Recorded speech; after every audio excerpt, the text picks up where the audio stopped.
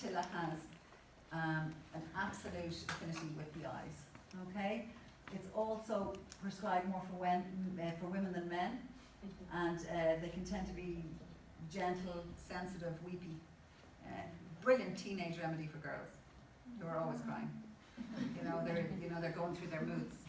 So Pulsatilla is a great kind of remedy for hormones. It's got an affinity with the hormones as well. So Pulsatilla patient doesn't do well in the heat. Even if it's chilly, they crave the open windows and fresh air.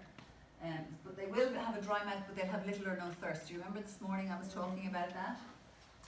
Children will want to be carried, will cling to the mother, and the discharges tend to be bland, thick, and maybe yellow and green.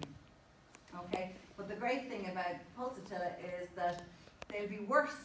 Remember I talked to you this morning about the child who inside has got all the mucus and the green, and then they go outside and they're happy and they're playing and there's nothing wrong and you think they're fine, and then they come back in.